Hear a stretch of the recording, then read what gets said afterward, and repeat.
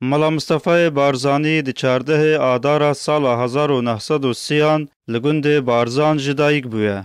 د نوبر سال 1930 تا سال 1979 ده بارزانی بو یک جدیارترین سرکرده و قهرمان رزگاری خوازن نتوا کردی.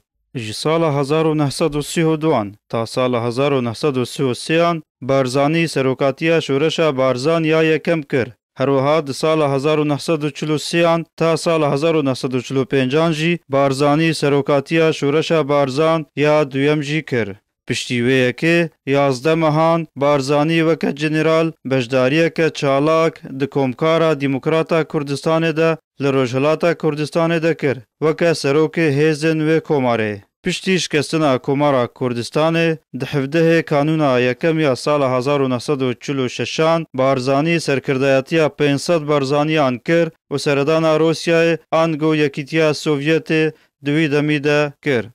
ده 18 حزیران سال 1970 تا در باسکرنا چم آراس لگل حوالن خواه سپاین ایران تک شکاندن و جهان را دیار کرن که او دولت فارسی بهسترن. پشتی شکستنا کومارا کردستان بارزانی 14 سالان سرکردایتی شورش کردان کرد وکه یک پارتی و یک حزب و یک باوری. ده 16 حزیران سال 1972 هولا ترور کرن و کشتنا بارزانی جالی استخبارات عراق و هات کرن لی هولوان بسر نکت و او مامستین آینی کو بریار بو خبتا قینن همو هاتن کشتن. ده 29 ایلون سال 1972 ده همان هول هات کرن دیسان جالی استخبارات عراق و بریا مامستین آینی و دیسان هولوان بسر نکت و باوری بارزانی بدوزا کردی نشکست. ده یکی آذار سال 1979 ده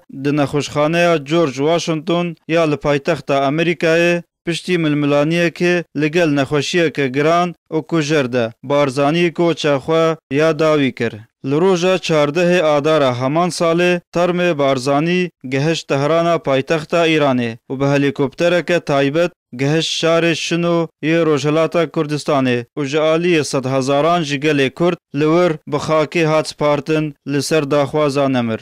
16 جوتمها سال 1993 ترم بارزانی لگل ترم نمر ادریس بارزانی هات و گوهستن بو گورستان بارزان لباشور کردستانه و لور دوباره بخاکی هاتن سپارتن و او گور بو سمبولا یک جمازنترین سرکردین دیروک و شورشا کردی.